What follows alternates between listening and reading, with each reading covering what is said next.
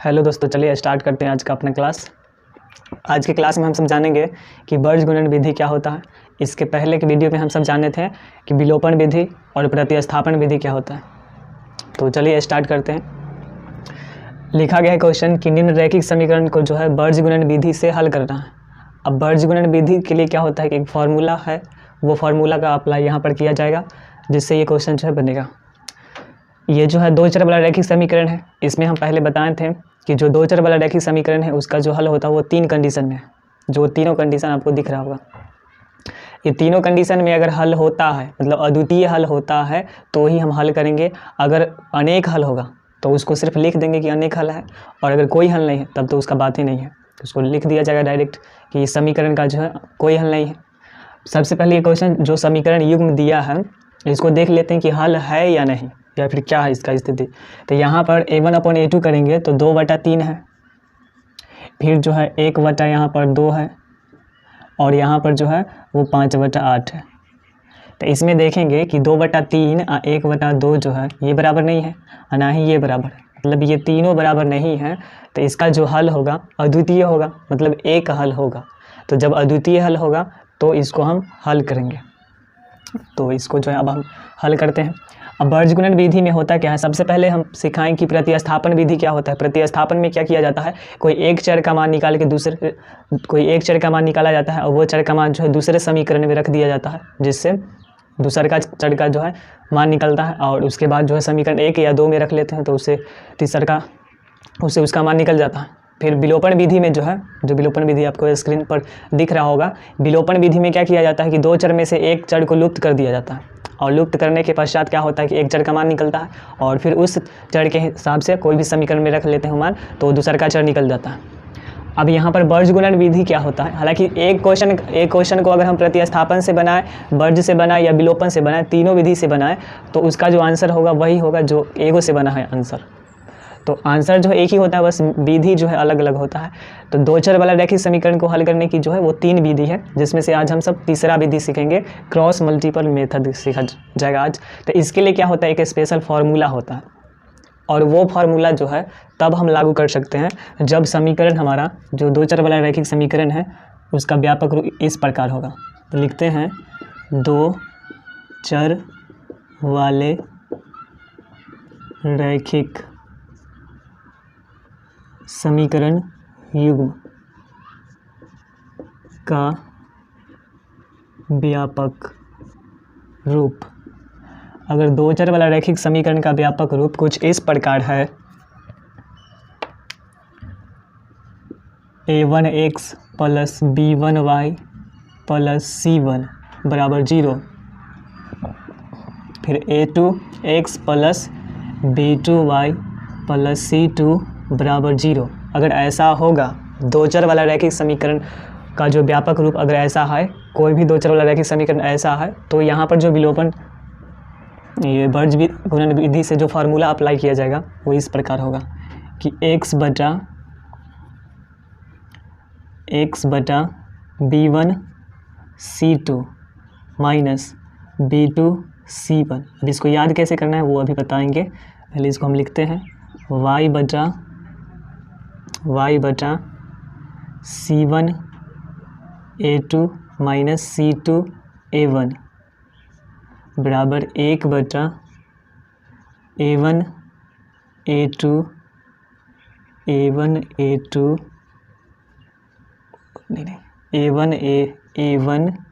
b2 minus a2 b1।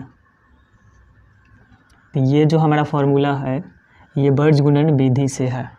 बीजगुणन विधि से अगर हल करना हो तो ये फार्मूला हम अप्लाई करते हैं। अब इसको याद कैसे रखना है, तो सबसे पहले जो है हम स्टार्ट करते हैं b से, और b के बाद जो है क्या होता है, ABCD में b के बाद क्या होता है, तो c होता है।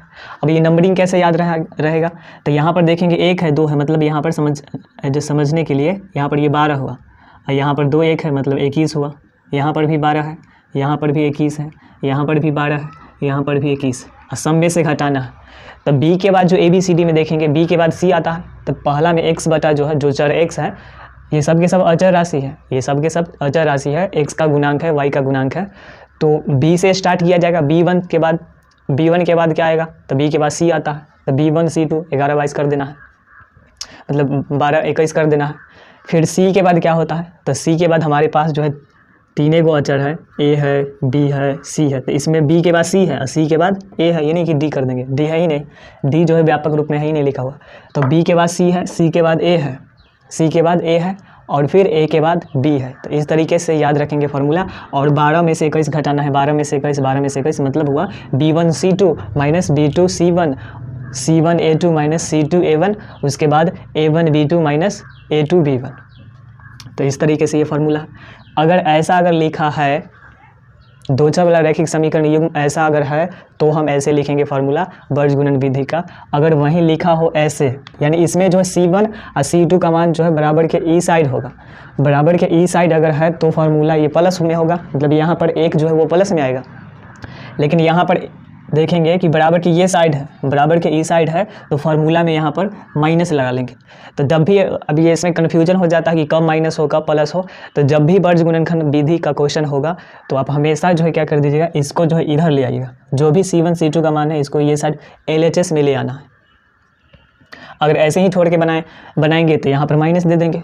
तो ये कन्फ्यूजन ना होने के कारण जो है यहाँ पर आपको पहले इधर करना पड़ेगा। अगर समझ में आ गया होगा तो वैसे भी बना सकते हैं। तो यहाँ पर सबसे पहले करते क्या है कि इसको इधर ले आते हैं, बीजगुणनखंड विधि है। तो 2x प्लस y इधर आ जाएगा तो माइनस में 5 बराबर में 0, और ये होगा 3x प्लस 2y माइनस 8 बराबर 0। यानी इसको ऐसे लगाएंगे तो फार्मूला ये बैठ जाएगा। अगर वैसे ही रहता तब मान बैठाते तो यहाँ माइनस लगाना पड़ता। अब इसमें लिख लेते हैं मान। तो A1 कितना है, A2 कितना है, B1 कितना है, B2 कितना है, C1 कितना है और C2 कितना है। तो A1 का मान 2 है, फिर A2 का मान 3 है, B1 का मान जो है यहाँ पर 1 है, y का गुणक पहला समीकरण का, B2 का मान जो है 2 है, C1 का मान -5 है, C2 का मान -8 है। अब जो है हम फार्मूला अप्लाई करेंगे। तो फार्मूला लिख लेते हैं। फार्मूला है x बटा BC पहले लिख लेंगे, मतलब 12 21 ये B1 C2 minus B2 C1 बराबर y बटा C1 A2 minus C2 A1 1 बटा A1 B2 minus A2 B1, ये फार्मूला है। अब ये सब में जो है मान को पुट कर देंगे।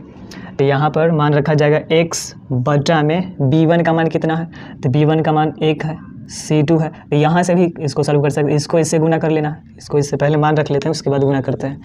और ऐसे अगर समझ में आ रहा है तो ऐसे ही डायरेक्ट 1 को -8 से गुना करेंगे तो डायरेक्ट लिख सकते हैं। तो पहले एक बार मान लिख लेते हैं, 1 गुना -8, फिर ये माइनस है, फार्मूला वाला माइनस, B2 का मान जो है 2 है, गुना में C1 का मान जो है -5 है, बराबर y बटा C1 का मान जो है -5 है और A2 का मान जो है A2 का मान 3 है, माइनस फार्मूला वाला, फिर C2 का मान जो है -8 है, तो यहाँ -8 लिखते हैं, गुना में C2 और C1 का मान जो है वो 2 है, बराबर 1 बटा A1 का मान, तो A1 का मान जो है 2 है, A2 का मान जो है 2 है, सॉरी यहाँ पर B2 है, तो A1 का मान 2 है और B2 का मान भी 2 है। उसके बाद माइनस है फार्मूला का, A2 का मान 3 है, उसके बाद B1 का मान जो है 1 है। तो इस तरीके से सजा लेना है ध्यान से। अगर इसमें एक भी गलती होता है प्लस माइनस में तो सब जो है गड़बड़ हो जाएगा, सब गलती हो जाएगा। तो यहाँ पर लिखते हैं x बटा में -8 को 1 से गुना करेंगे तो -8, ई माइनस प्लस 5 को 2 से गुना करेंगे तो 10, फिर y बटा -5 को 3 से गुना करेंगे तो -5 3 15, ई माइनस प्लस 5 दूना 10, फिर 1 बटा 2 दूना 4 और 3 इकाई 3। फिर इसको आगे बढ़ाते हैं, आगे बढ़ाएंगे तो ये x बटा में -8 में 10 जोड़ेंगे तो 2 हो जाएगा, यानी 8 रुपया, माइनस का मतलब उधार होता है, 8 रुपया उधार है और 10 रुपया जो है मेरे पास है, तो उधार अगर सधाना है तो 8 रुपया दे देंगे तो 2 रुपया बच जाएगा। तो यहाँ पर हो जाएगा x बटा 2। उसके बाद यहाँ पर -15, यहाँ पर जो है 15 रुपया उधार है, मेरे पास 10 रुपया, तो 10 को देंगे तो 5 को उधार रह जाएगा, तो ये y बटा -5। फिर यहाँ पर है 1 बटा 4 में से 3 घटाएंगे तो 1, तो 1 बटा 1। अब करना क्या है कि यहाँ पर हमको x और y का मान निकालना है। अब क्या करेंगे, तुलना करेंगे, कंपेयर कर लेंगे, केकरा केकरा में तुलना कर लेंगे तो देखेंगे कि x/2 जो है y/-5 के बराबर है। अगर एकरा एकरा तुलना करेंगे तो यहाँ से कुछ नहीं आएगा, x y का मान नहीं आ पाएगा। तो करते क्या है कि ये जो है एकरा भी बराबर है और ये एकरा भी बराबर है, मतलब x/2 जो है 1/1 के भी बराबर है। तो एक बार इसको कैसे लिख लेते हैं कि जैसे अगर हम लिखते हैं राम बराबर श्याम बराबर 40 kg, मतलब उसका वजन जो है 40 kg। मतलब क्या हुआ, राम का भी वजन जो है 40 kg होगा और श्याम का भी वजन जो है 40 kg होगा। तो इस तरीके से यहाँ पर जब x/2 जो है y/-5 और 1/1 के बराबर है, मतलब ये जो है एकरा बराबर है, तो x/2 बराबर 1/1। और क्या हो सकता है कि यहाँ पर जो है y/-5 ये बराबर होगा 1/1 के। अब इसको जो है हल कर लेते हैं। तो यहाँ पर क्रॉस मल्टी गुना करेंगे, 1 को 1 से गुना करेंगे x और 2 को 1 से गुना करेंगे 2। यहाँ पर y को 1 से गुना करेंगे तो y और 1 को -5 से गुना करेंगे तो -5। तो यहाँ पर जो हमारा आंसर है, अतः x बराबर 2 और y बराबर -5। तो ये हमारा आंसर हुआ, ये हमारा आंसर है। अगर ये क्वेश्चन को जो है हम बनाते विलोपन विधि से, प्रतिस्थापन विधि से, तब पर भी हमारा आंसर यही आता। अब इसको चेक कैसे करेंगे कि ये सही है, हमारा आंसर ये सही कैसे है। तो चेक करने के लिए इधर हम चेक करते हैं, चेक करते हैं। यहाँ पर x का मान, ये समीकरण में जो x का मान रखेंगे तो x का मान जो है 2 है, तो 2 को 2 से गुना कर लेंगे यहाँ पर तो 4 हो जाएगा। अब प्लस में y का मान जो है -5 है, y का मान आया है -5, तो यहाँ पर -5 रखेंगे तो आएगा कितना, -1 आएगा, तो -1 आएगा। आ रहा है 5, तो इसका मतलब हुआ कि कहीं ना कहीं जो है मिस्टेक तो है, कहीं ना कहीं मिस्टेक हुआ है।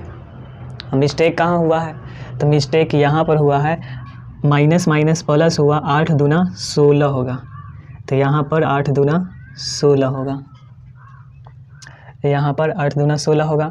उसके बाद यहाँ पर -15 में 16 जोड़ेंगे तो वो 1 है, वो 1 होगा, तो यहाँ पर 1 हो जाएगा और यहाँ पर भी 1 हो जाएगा। तो हमारा जो y का मान आएगा वो 1 होगा।